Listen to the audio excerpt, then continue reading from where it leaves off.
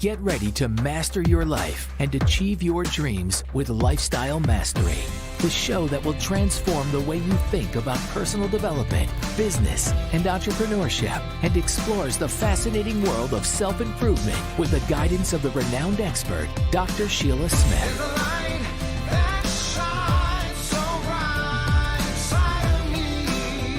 From mastering your mindset to building a successful business, Dr. Smith and her guests will inspire, educate, and empower you to live your best life. If I just believe.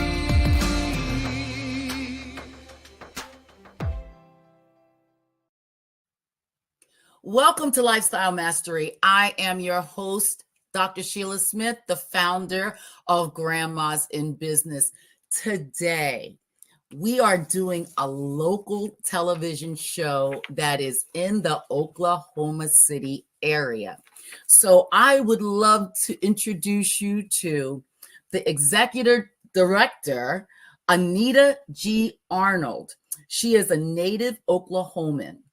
Anita Arnold, leaving a very successful career with Western Electric Company, AT&T, and the United States Postal Service, took an early retirement at age 45 and returned to OKC. Her intent is to give back to the community. Her most meaningful work was working with many CEOs of Fortune 500 companies to bring numerous benefits to the people in corporations and in their communities. Her work has opened the door for at least 3 presidents of AT&T. One of the presidents, Cynthia St. Marshall, was recruited to become the CEO of the Dallas Mavericks.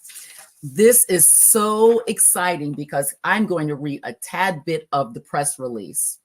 This year, Ailey II, the next generation of dance, marks its 50th anniversary of merging the spirit of energy of the country's finest early career dance talents with the passion and creative vision of today's most outstanding and emerging choreographers.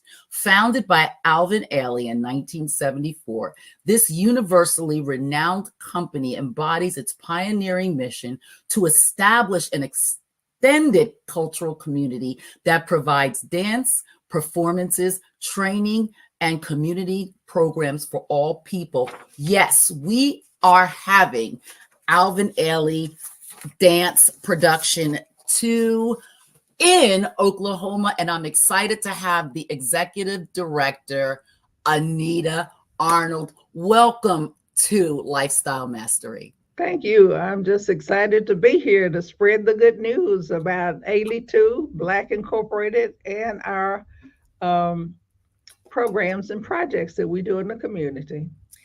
I love the fact that you said that you have come back to Oklahoma to better the community, to help the community. This is an honor to have you on because I love cultural events in our area. So what is Black Liberated Arts Center? It is a 54-year-old fine arts organization that started once upon a time when Oklahoma took the arts out of the curriculum in schools around the state of Oklahoma. And as it turned out, Dr. John Smith, who had been recruited to come here from the state of Washington, he was a classical musician. And the symphony, the Oklahoma City Symphony, had recruited him. And shortly after he got here, the symphony had some financial problems and could no longer pay him. And so someone suggested that he go out to Langston University. Having come from Seattle and classically trained, he really hadn't been around African Americans much to speak of. He was into his music. Well, when he saw all of the African Americans that were doing things at our historically Black college, it just sort of caused him to question his identity. And so that's how he came up with taking the arts into the school. because he was aware, very definitely aware, that the state of Oklahoma had taken the arts out. So that's how Black Liberated Arts Center began. He was the one with the idea. He is president emeritus of Fisk University these days, retired. But he left a very important seed here. Yeah. And that seed has grown and grown.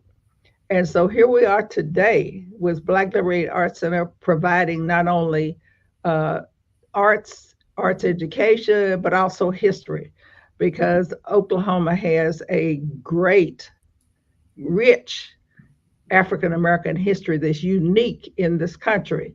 And so Black Liberated Arts Center, as part of its work, we have two signature uh, projects. The Mhm. Charlie Christian International Music Festival.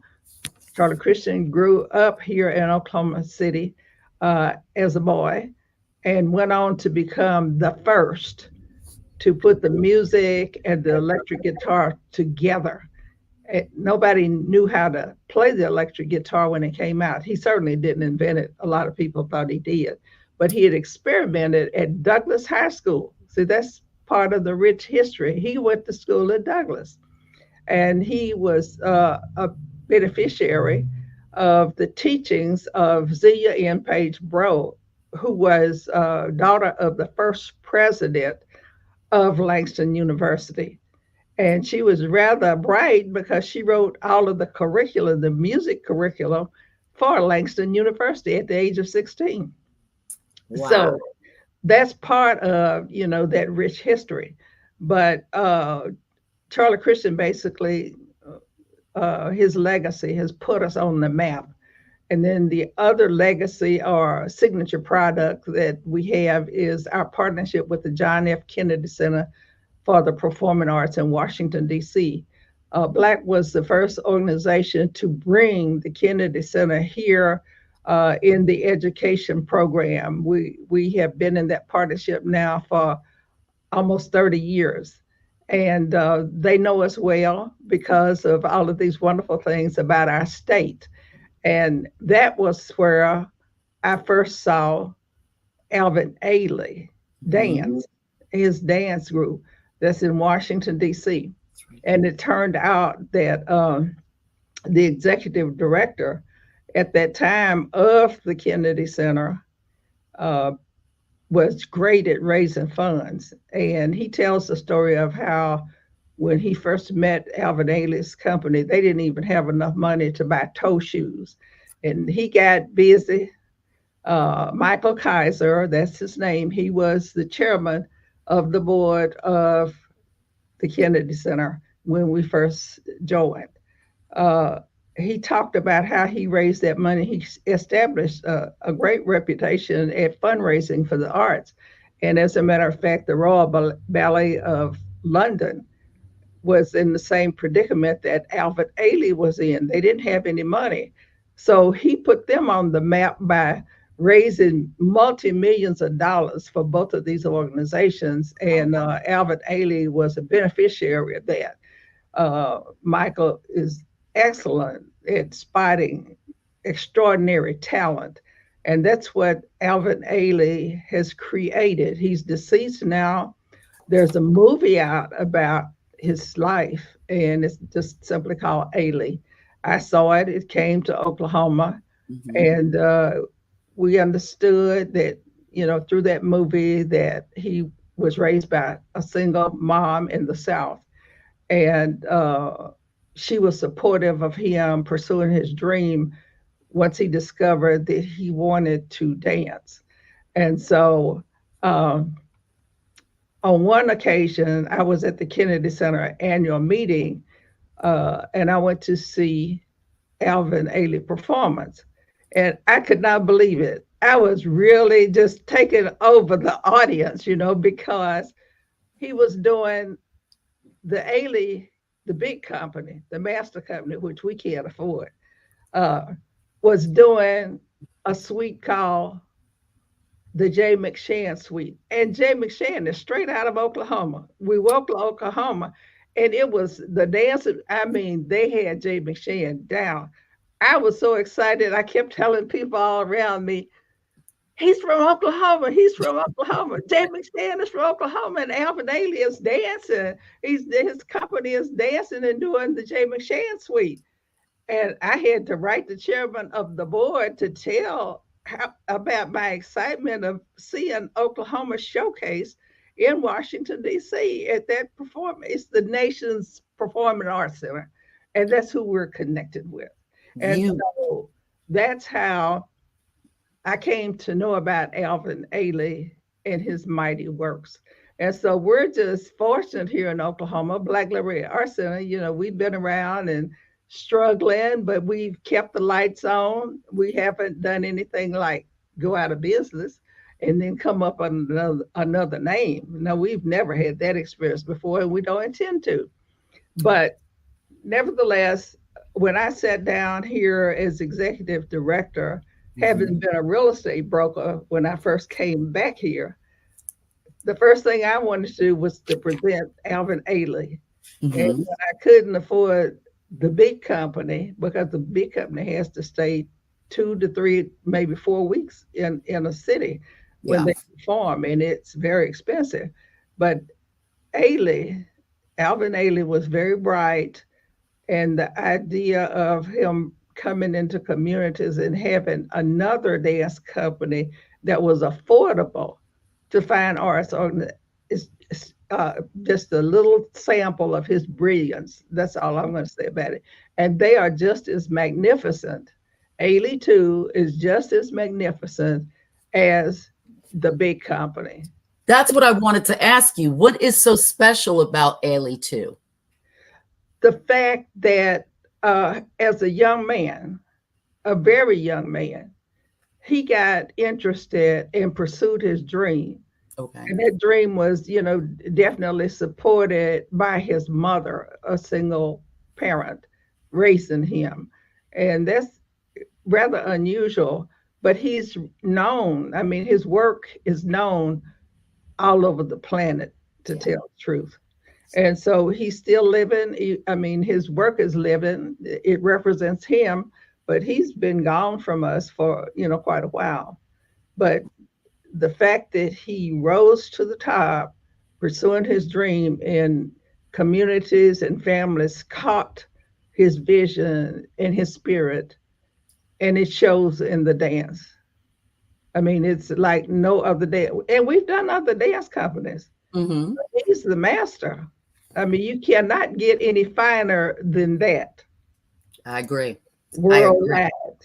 And it's just Oklahoma should be so grateful to have just the opportunity to come out and experience this, and to know that the person who, the artistic dance director at the performance, you know, in DC, honored one of our own, Jay McShann. I'll never forget that. I mean, it made me take out my pen and write a letter. Oh. So what is the purpose and goal of this upcoming performance? Well, it's to engage the community. And you know, our community sometimes can appear to be quite fractured and all over the place. Yeah. But this production will draw the community of any and all races, you know, in our state. Because it's fine arts, and they'll come out and they'll never be disappointed. And the other thing that they do to engage the community and encourage other dancers is that they always have a master dance class. Yes, and some of the dancers on the day of the performance that morning, they will work with local dance organizations. Yes. And the site for this performance coming up February the 9th for the master class is at OCU. And they have a great dance program at OCU.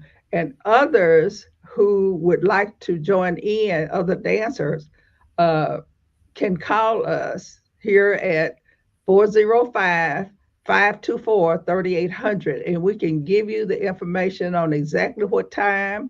It's always in the morning, and then the performance is at night. It's the same day. And this is a one night only performance. If you miss this, you just miss the whole reason to be out. So February 9th at 7:30 p.m. at the Oklahoma City Community College. Correct. And so let's give them the number if they have any questions so that they can reach you. What is that number you want them to reach you at? Call us, Black Liberated Arts Center, at 405-524-3800, and we can make sure that there's no problem getting tickets where you want the tickets if they're available. They're going fast, I'll tell you that now. I think the frigid weather got people to thinking, and they thought, well, maybe I should get out a little bit. So they're calling us, they're coming by here, and they're also going out to the Oklahoma City Community College. I mean, we were selling tickets here at our office when the city, just a few days ago, was closed down. Wow. We were here, and people were calling, and we were coming through for them despite the weather. I love that. I absolutely love that. So you would say that this isn't just great entertainment. What more is it then if it's not just great entertainment? It's history. Oh. You know, the stories, the dances, all of that, that's our African American history. As a matter of fact, you know, you didn't ask me this, but we're preparing an exhibit to take with us to the Capitol, to the Black Caucus Black History Month program next month. And this history is from whence we came. And it starts in Africa, all the way to Oklahoma, and spotlights those folk who made our history for us and continue to make the history today. Wow. Wow. Wow. Wow. That's exciting. So can you give the dates that you're going to be doing that as well? February 12th is when the Black History program will happen at the state capitol. And anybody interested in that should call State Representative Jason Lowe. He's the one that's the chairman of that program, and it's going to be a mighty fine program. Wow, that is exciting. I love Jason Lowe, by the way. So we talked about the tickets. I want to make sure that the 405-524-3800. That's where they can purchase the tickets. They can also, that's what they call you to purchase the tickets. Yes, and we are equipped right here. We can take any kind of credit card. We'll take your check, unlike maybe the box office. Okay. They prefer cash or credit cards. We'll take whatever transactions you need to make in order to get the tickets. Checks are fine with us. Cash is fine with us. Credit cards are fine with us. We have you covered, whichever way you want to do it. So I'm showing the tickets that are on sale now are $25, $45, and $60. Can you talk about the differences in the seats? Yes, the $60 is tickets, as you would guess, are right down front, just very close to the stage. The $45 tickets are in the upper orchestra. Mm-hmm. And the $25 tickets are the ones in the balcony. And we've got upper balcony seats and lower balcony seats available now. People are buying group tickets because we do have a $5 discount, excuse me, for groups of 10 or more on the $25 tickets. That's the best we can do. Mm-hmm. We have handicapped accessible seating. which will be down on the orchestra level. There are a few up in the balcony. There Mhm. is an elevator that will take you up there, but that's an overview of what you can expect, at this performance. And I would urge people to get those tickets now because, honest, they're really calling us and coming by here or using the phone to say, here's my Visa. We take all credit cards. We're equipped to do business. I see that this event is made possible through the funding provided by the Oklahoma Arts Council, the National Endowment for the Arts, the Mid-America Arts Alliance, Ms. Foundation, and the Black Seed Project. How did you get all of those organizations to come together? Well, actually, the Oklahoma Arts Council is one of our main consistent funders around here in the state. And the National Endowment funds them as well as the Mid America. Mhm. It's kind of like coming down from trickling down, from the NEA to the Mid America Arts Alliance to the Oklahoma Arts Council. So we have to give everybody credit for that. Right. And then the Ms. Foundation, we have been so blessed here at Black Incorporated in the last 2 or 3 years when it was really tough. Uh, Foundations heard about our work here in Mm. Oklahoma. Wow. They also are aware of the poor statistics that we have for women. And so the Ms. Foundation, is determined to uplift and empower women to be all that they can be. And some of the ugly statistics, that exist in our state came out in a report. It's well known around the country that we incarcerate more women than any other state, and for small reasons like a bad check, a check that didn't clear. Uh, so the Ms. Foundation is just determined to do everything that they possibly can. And of course, when I made my appeal to them after they found out about our work, I said, we're out here in the middle of the country. Right. We don't have much of a population of people of color anyway. I mean, statewide, the best we can do in any one city is 16%. That's not very much. Based on our history, a lot has happened, and Oklahoma is a young state. It was one of the last ones coming into the union. And so it was a territory for a long time. And so women came over then, and I think you'll agree that we're pretty good problem solvers. And I have talked to several women around here to try to pull them together to address these problems. I said, we have to solve our own problems. That's true. Nobody's going to save us. Jeffrey Canada said it well. Waiting for Superman, Superman's not coming. You are the Superman or the Superwoman. And so the Ms. Foundation is on it, and we're on it with them. And so we had a 2-year grant, in the five figures, which we're so grateful for. And they stay in contact with us constantly. They do not leave us. And they even tell us rest is important when you have so much work to do. So here's a rest care kit. And oh boy, that's really special.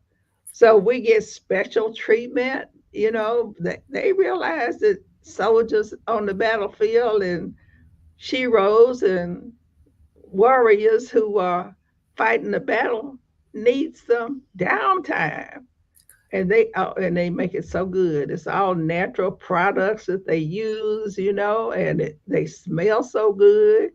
The inspirations are so good; it keeps you motivated to do more, to do more. But you do take the downtime, and so that's one of our funders.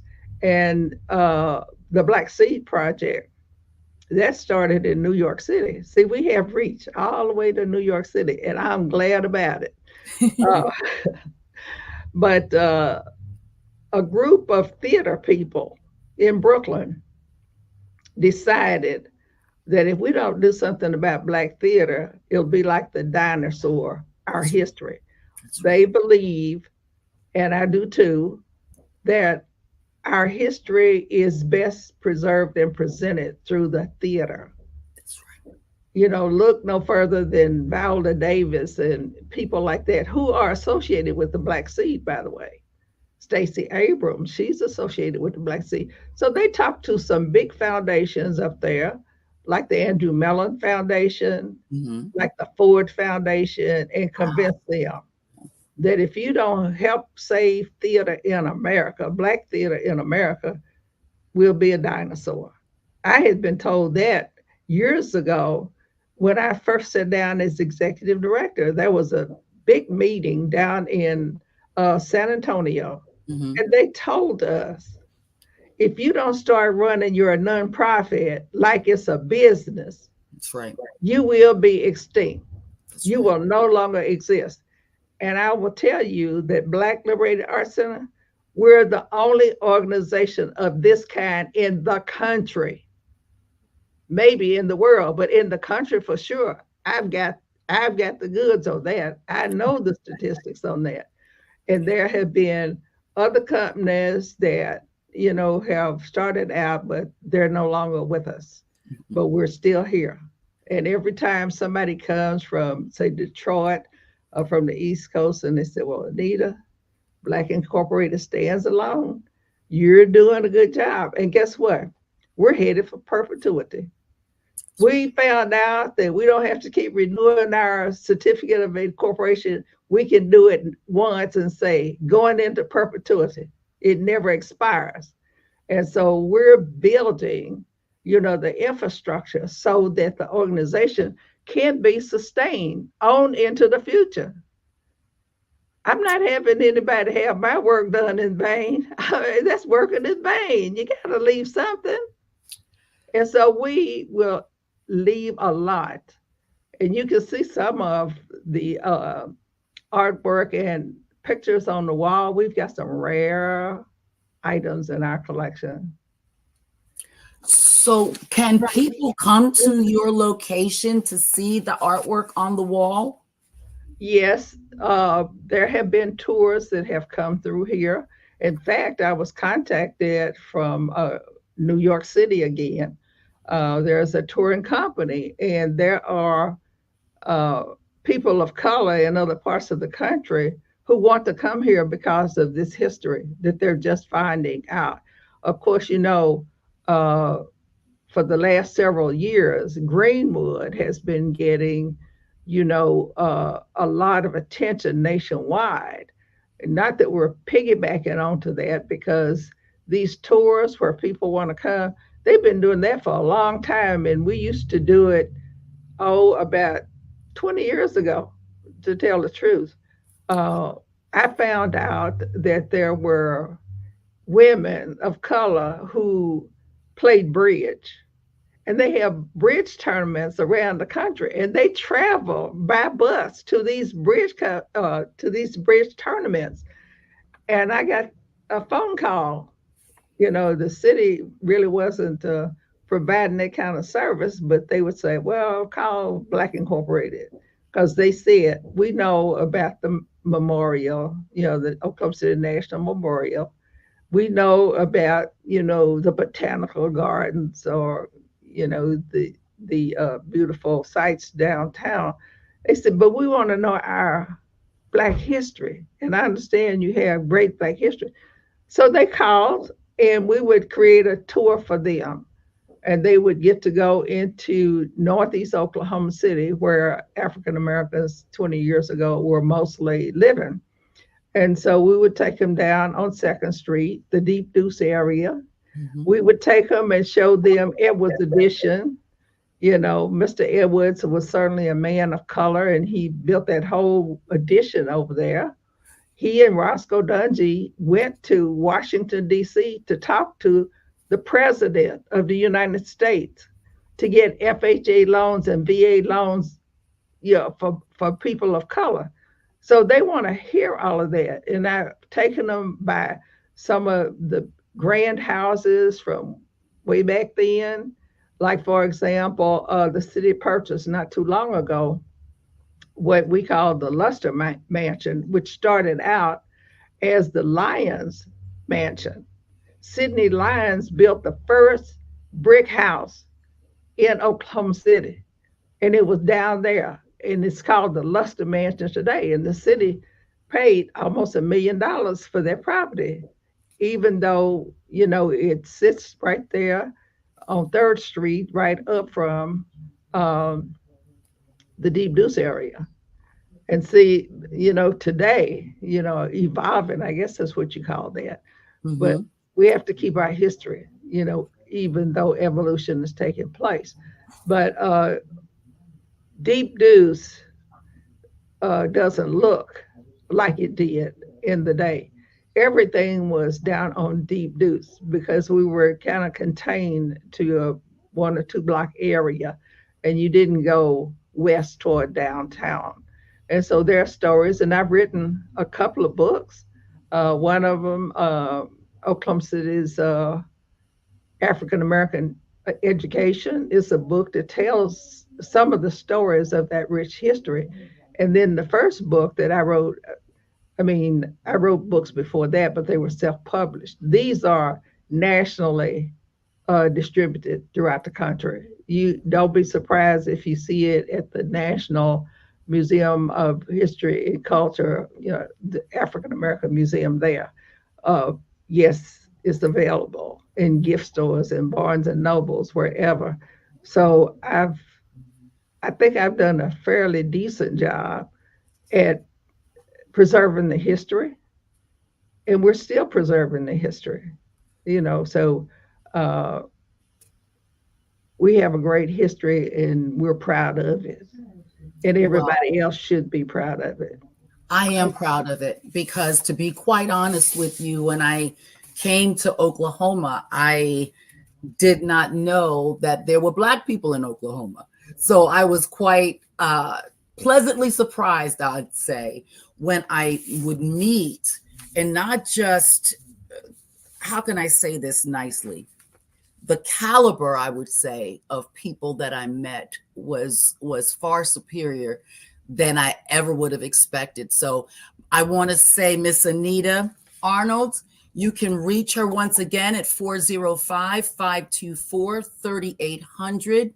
If you want to get tickets, you can also call her number directly, or you can go to this website. I want to also say that her organization is blackinc.org. And Miss Anita Arnold, the Executive Director of Blac Incorporated, it was an honor to have you on today. It was my pleasure. Indeed it was. Thank you. You're very welcome. What a treat. She is preserving our history. Black history is very important because we do have a lot to bring to the table. We always have, but she is showing us how she's doing it. And remember, she said that they do tours. She can create tours for you if you want to have a tour in the Oklahoma City area. That Deep Deuce area, I tell you, you need to check it out if you haven't already. 405-524-3800. And again, my name is Dr. Sheila Smith.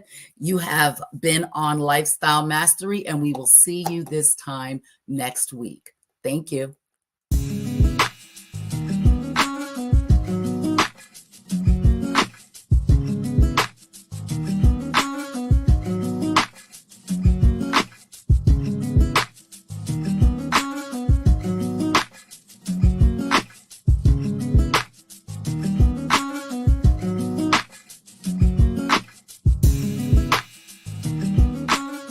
Thanks for joining us on Lifestyle Mastery with Dr. Sheila Smith. We hope that the insights, tips, and tools shared in this episode have inspired and empowered you to take control of your personal and professional life. Remember, personal development and entrepreneurship are a journey, and we're here to support you every step of the way. Keep applying the strategies and techniques you've learned, and never stop striving for your dreams. We'd love to hear from you. Please share your feedback and success stories on our website or social media platforms. And don't forget to subscribe to Lifestyle Mastery for even more expert insights and inspiration. Thanks again for being a part of our community. We look forward to continuing this journey of growth and success with you. And we'll see you again on our next episode.